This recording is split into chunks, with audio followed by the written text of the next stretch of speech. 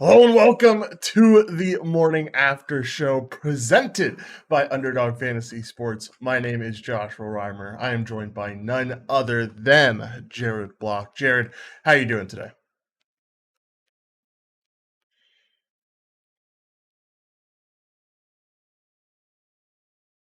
Oh,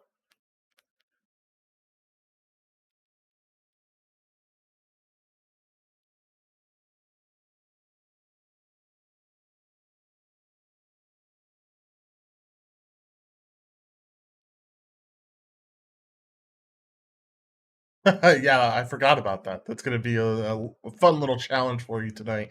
Yeah, yesterday was good, man. DraftKings didn't necessarily come through for baseball, but we won on FanDuel for NBA and we bubbled in MLB. So it was a good night for sure. It was, a good way to pick up steam. And, we have a 13 game MLB slate tonight. So there's going to be plenty to cover for today's MLB slate. It's going to be an insane one. But right now, we get to talk about everything that happened yesterday in the world of sports because there was quite a lot that happened in the world of sports. All right, Jared, let's get this thing started. Let's get this thing rolling and talk about the NHL playoffs, which are still rolling right now. We had the Canes end up losing to the Bruins last night to tie that series 3-3. We had the Lightning end up winning against the Maple Leafs. That tied that series 3-3. The Blues end up winning their series against the Wild, and we get a game seven between the Oilers and the Kings, since the Kings decided to lose at home. Give me your thoughts on this.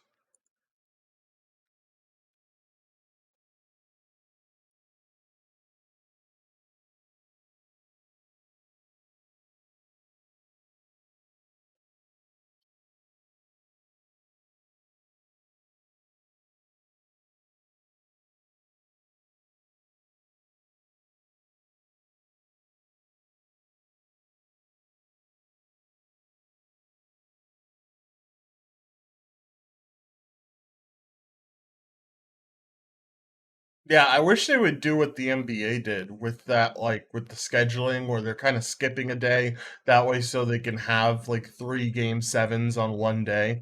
I think, we trying to think of what I was gonna say here. I think having like a full day of game sevens would just be a lot of fun to watch, or at least for hockey fans. Maybe not for me personally, but I think for hockey fans in general, it would be fun.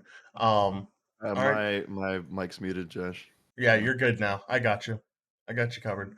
I, Um, anything else you want to talk about with the NHL playoffs? If not, let's talk about some NBA.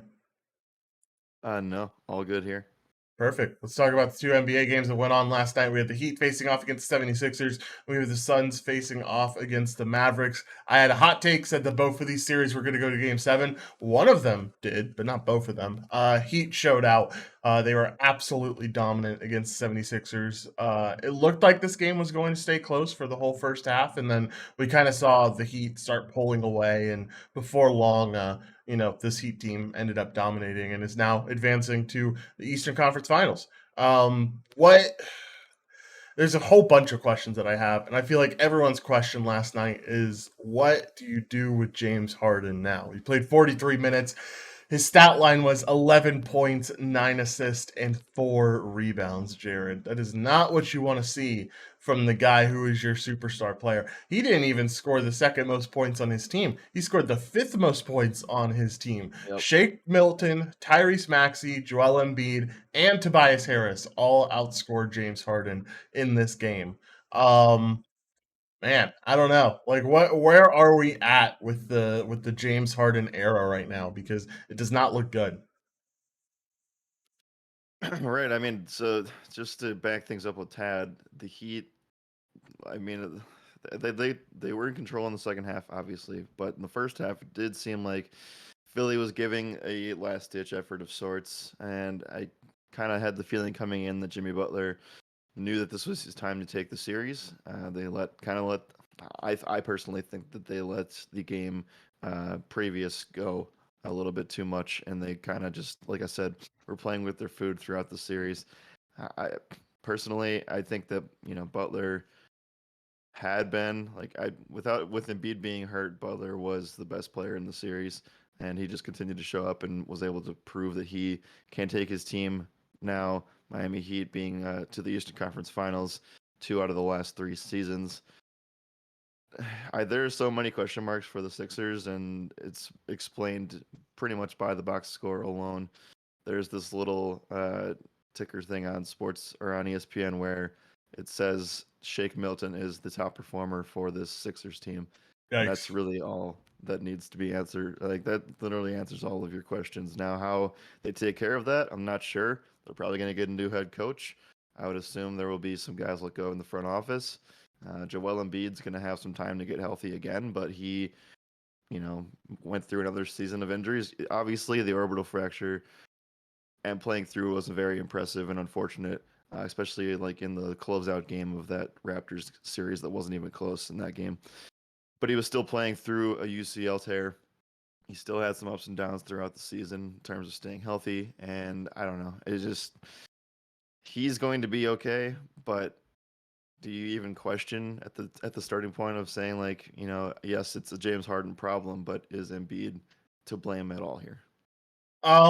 Yeah, I think so. At the end of the day, we can talk shit about James Harden all we want, but Joel Embiid shot 7 for 24 and did not look that good last night, in my opinion. Only 20 real life points when your team is on the brink of elimination. Like it's not a good outcome, man. 12 rebounds, okay. 2 assists, that's fine. But I don't know. Like I understand he's hurt and stuff. I I just think it's tough to say that this isn't the whole team's fault, Joel Embiid included. My thing is like, what do you do now with James Harden? Like, I guess you have to keep him because we're reaching points of like Russell Westbrook level of play here, where like this guy was a former superstar and now he's turning into this guy that can't even score the damn ball. Like, he hasn't taken over 18 shots this whole entire series, which absolutely blew my mind when I saw that stat yesterday. But James Harden just clearly, I don't know. It is playoffs, so maybe things look different in the regular season. But at the end of the day, playoffs it's all that matters. So like, what do you think this Sixers team does with Harden? Well, I think that they they have to keep him. I don't think that there's any level of superstar because that was a really weird situation, right? We had a situation where James Harden wanted out of Brooklyn, and the Sixers were playing this game with Ben Simmons for so long. Maybe they had a couple other offers on the table and they just said no, we need more. But uh, you gave up Drummond and Seth Curry and now Ben Simmons for what a second round playoff exit where that's just where you've been the last 3 seasons, right? So I don't know. I think that this is all kind of we would be having a totally different type of conversation if that Kawhi Leonard shot just doesn't go in. They have been one of the unluckier teams in the Eastern Conference for the last decade or so, and it's kind of just the way things fall sometimes. So maybe we're talking about a situation where, because there's this situation in the Caps not going to get any better for them, and they're going to have a new head coach next year. Who knows if that jives and meshes? Like I think Doc was able to like, despite all the criticisms that he's had in previous seasons, he has a championship under his belt, and he is able to deal with certain types of superstars and trying to figure out how teams like this one fit together. They still have a lot of issues to figure out, and I just don't know how a team with Tobias Harris, James Harden, and Joel Embiid is going to work. And you're going to start to see Tyrese Maxey take that next step, hopefully. And at this point, I don't know if Maxey and Harden can coexist and actually be, pluses together on their own team. Maxey's plus minus in this game was minus 24. James Harden's plus minus was minus 16. Joel Embiid was even a minus 6. Tobias Harris was a minus 17. All the starters, except for Danny Green, who came out of the game very early on with a knee injury, is probably like they're all negative numbers. So it's pretty pathetic. And even Matisse Thybulle, who I mean, they gave the most minutes to Shake Milton, who actually was one of the pluses on this team, with a plus 6. Matisse Thybulle, one of the best defenders in the league, a minus 15 in this game. So I know the minutes weren't necessarily there, but they just, I mean, I don't want to take any credit away from Miami. I know that it's going to get overshadowed probably until next week, but the Sixers team just has so many holes in it right now. Yep, they certainly do have so many holes right now. All right, let's talk about this other game that we had last night. Suns facing off against the Mavericks, and Mavericks pulled away with this one early. Second quarter is really when this one got a little bit out of hand, and then third quarter even more so. Mavericks win 113-86. Let's talk. We get a game seven here. Luca pulls off his typical Luca stuff, ends up going 33 with 11 rebounds and 8 assists. And it's a big thing. When he has help, they usually end up winning. When he doesn't have help, they usually end up losing. Reggie Bullock, 19 points. Jalen Brunson, 18 points. You could kind of look back at the last game and see, like, oh, a lot of his pieces didn't score, then, he's not going to do well, or this team isn't going to do well. Now we move on to game seven, going into Phoenix. But Luca is his stage is game seven. We all remember that Clippers series from way back when. Um, I don't know. What side are you leaning towards here with the Suns and the Mavs? I just I have to give the Suns something here. I think they'll probably come in anywhere from 5 to 8 point favorites, and I just don't know if I it's just really I think it's more about, yes, I think Luca's going to come in and show up, but I think it's also just the fact that will Phoenix be able to show up as well, all of them, and they can't just be Devin Booker because he was getting definitely flustered last night. I love the fact that like the NBA is creating this, or this series is kind of creating this Devin Booker Luka Doncic rivalry, Yeah. because that's going to be around forever and it's going to be great, because Oh I do yeah. think that both teams will be very good for a long time. Luca says he's been thriving under the talking shit part of this series, and you can see it now in the recent play. I was just looking at something because there's a few things that say that none of these games were ever really that close, and I guess they're right. That's kind of strange. Like no games have really been decided by the final shot, and Mhm. it might come down to it here. At the end of the day, though, I think the Suns have to pivot because early on, when they were having success, they were letting Luca do whatever he wants, getting these monster games, and taking away everything else. And that did not work the past couple games here. So they're going to have to figure out how to do that. And they were not able to stop Bullock last night, like you said. They weren't able to stop Jalen Brunson, who had a nice game. So I guess it just depends on what their game plan is here. There's still a couple bright spots for the Suns. I think DeAndre Ayton's been playing very very well in this series, and I guess we'll just see which team is the clutchest. Yes, exactly. We will see it. I'm excited, man. This is going to be a good last game for this series, and see who moves on to the Western Conference Finals. Speaking of moving on to the Western Conference Finals, we have the Warriors facing off against the Grizzlies today. Warriors are 8 point favorites at home, Jared. Like I knew Yep. they would be favorites, but like that's a big favorite to be in that game after how you looked last time out. So I don't know. We'll have to see how the Warriors do in a closeout game, potentially getting out of that series early compared to this one.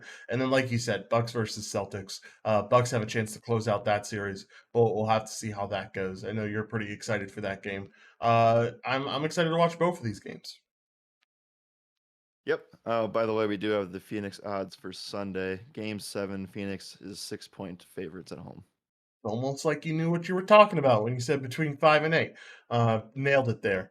Yeah, I think that's a pretty fair number. Honestly, I think the Mavs stay close enough. I think this is probably your first close game of this series, and I honestly kind of like Mavs +6. But hey, we'll have to see how it works out. All right, let's talk about some baseball quickly. Talk about everything that happened last night. There was a lot of interesting games for sure, but I feel like the game that is on everyone's mind is my Yankees facing off against the White Sox. This one started out with some home runs. White Sox certainly came to play, and so did the Yankees.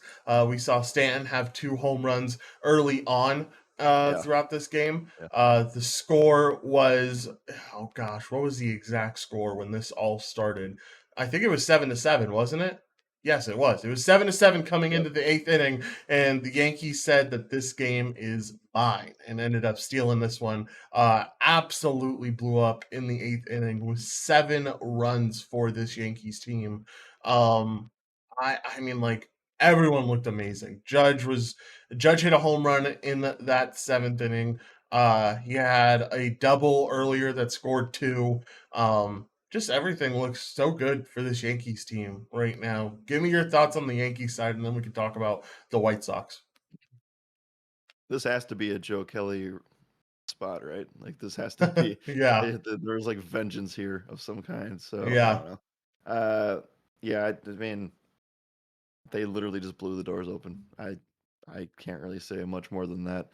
I give like this game was kind of like I shouldn't say it was necessarily a snoozer, but I wasn't really paying attention much until the last 3 innings. Really, Mhm. like I don't know. I just there was sure like Stanton having 2 home runs before all this happened is really impressive, but he was really the only one doing any damage for this team in the first place. And Chicago was kind of just like I don't know. It just seemed like a normal baseball game until the last hour. So, yeah, whenever you get a situation like this when uh, a respectable relief arm just completely implodes, like dude gave up 4 walks and 5 earned runs and only got through 2/3 of an inning. So, it's a rough outing for him. I'm sure he'll want to forget that, but big win for the Yankees. Kind of just shows you the difference at the moment between uh, these two divisions. I know that you can't speak for everybody in the Central, but this White Sox team is supposed to be the clear front runner, and they just have not showed up this year. Yeah, well, the crazy thing is that this White Sox team was hot before. Well, I mean, I guess they're still technically hot. They've won 8 out of the last 11 now. Yankees had also won 8 out of, or coming into this game, they won 8 out of the last 10. Yankees had also won 8 out of their last 10. So it seemed like a good matchup here. But like you said, I think it shows perfectly like how different it is being the leader of the Central and being the leader of the AL East. I actually don't even know if they're the Well, leader of the Central right now. no, they aren't. It's the Yeah, Twins. exactly. But So the like Dylan Cease just didn't seem like like the K's were there. We knew the K's were going to be there, but he just didn't seem to have it all the way, leaving pitches out over the plate. yeah, exactly. Obviously, that pitching needs help. We've talked about that a few times now. Cease is supposed to be their top arm, and just he wasn't last night. Like you said, Is certainly it? had the strikeout capabilities, just left a few pitches over the plate. Yeah, I mean, like I said, the strikeouts are there, and it's all fine for especially for DFS. Like he salvaged his night, but Hmm. this is a guy where he came into a tough matchup here, but it does present some interesting questions that you're going to be fine in the regular season, I believe, and they should still make the playoffs. But I do worry about the health of this pitching staff because they've already gone up and down with it, and they, not gave away, but they did not try to sign the guy that's probably going to win the AL Cy Young. We're going to keep saying that over and over again. Yeah, yeah. It's The NL Cy Young, sorry. yeah. He's got It's gonna be really tough when you look at that at the end of the year and you're like, wow, we could have again signed him for 22 mil a year, which I know is a lot of money, but still, like that's money that you should have forked up for that level of talent. And yeah, they're definitely gonna be regretting it at the end of the year. At least that's what it feels like right now with this current pitching staff. All right, last game that we'll talk about here. Phillies versus Dodgers. This one was exciting. We saw the Phillies come out to a big lead to start it out. Anderson clearly did not have the stuff, though they left him in for some reason. I'm the most confused on why they left him in and let him pitch 6 innings in this game. They really just let him go at it. But he gave up 7 earned runs through his 6 innings. Wheeler was struggling here and there. He allowed a home run to Cody Bellinger, but not much else. And then we saw some bullpen arms come in, and Alvarado got absolutely shelled in the 8th inning. Helped this Dodgers team come back, but then it comes back to the Dodgers and their pitching staff, and they just didn't have it. Hudson ended up giving up 2 earned runs in the top of the ninth, bases loaded for Bellinger in the bottom of the ninth and wasn't able to get the job done. Neither was Justin Turner or Chris Taylor. So, disappointing loss from the Dodgers here.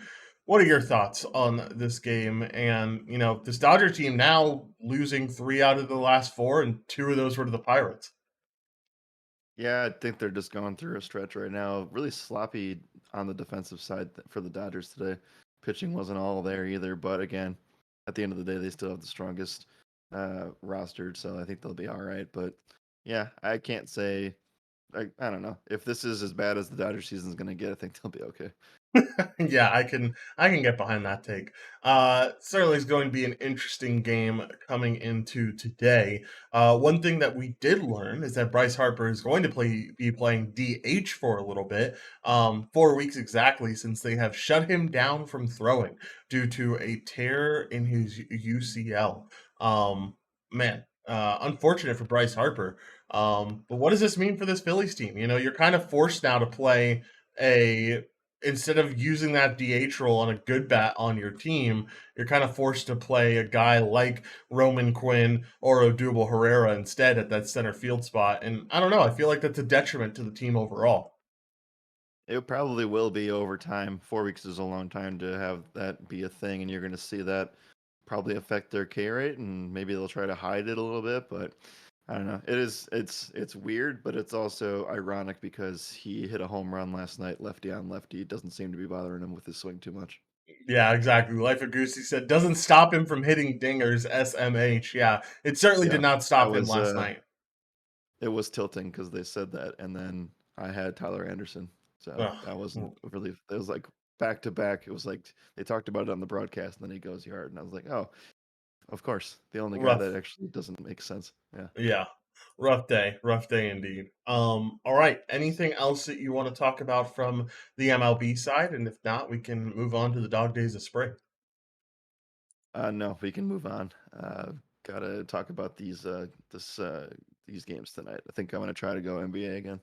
Nice. All right. Well, let's do it. Let's talk about Underdog. By the way, someone was asked. Bacon was asking if there's Cy Young odds out. There's currently not. I wish I could find them somewhere. Maybe if I go looking on some other places, then I could potentially find them. But from the few places I just looked at, currently no Cy Young odds yet. All right, Jared. Let's talk about these picks and make a little card for Underdog Fantasy Sports, our sponsor here on the Morning After Show. You can get it first. Okay. I am. Let's see here. I know you're probably gonna end up targeting cores, which, by the way, tonight's cores game is good. It's really good. Uh, Zach Greinke on the mound against Kyle Freeland, I believe, is what we got here. But I am going to look at something really quick just to make sure that I have this all under wraps. And I think I'm gonna take two players and be a homer from this Bucks team.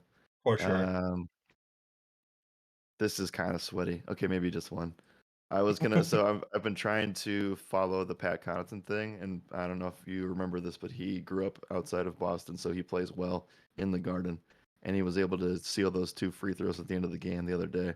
Said it was like a lifelong dream for him to do that against the team that he grew up playing against. So I don't have the balls to go 10.5 points over for Pat, so I'm not gonna do that. That's a That's lot. a lot of points.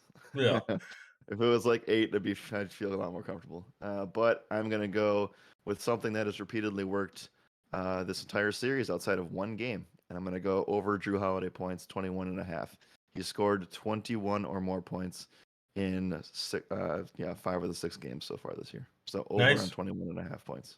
I like it. Solid. All right. I was going to take an NBA bet, but I think I'm going to stick to MLB, and I think I'm going to go to cores, like you said. Give me. Hmm. Looking. Where is?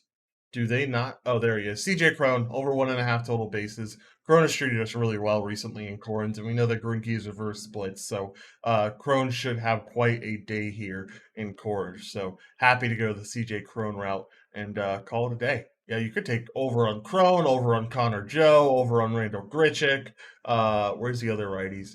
No other righties on Underdog right now, but those three righties potentially be in the build in the lineup tonight, and I like all three of them. All right, Jared, let's get out of here. Any final thoughts for the people before we do get out of here? I actually do like this. I'm not including this one. This is kind of just off the wall if you want to go an extra X or so. Garrett Cole over 7.5 strikeouts seems pretty juicy too. I like it. I don't think that's a bad idea. Definitely a solid option there. Should be a lot of fun. This baseball slate is huge. 13 games to cover. Huge. It's quite a lot, but it's going to be a lot of fun to cover, and I'm definitely excited for it. Jared, let's get out of here. As always, my name is Joshua Reimer. Good morning and good skill.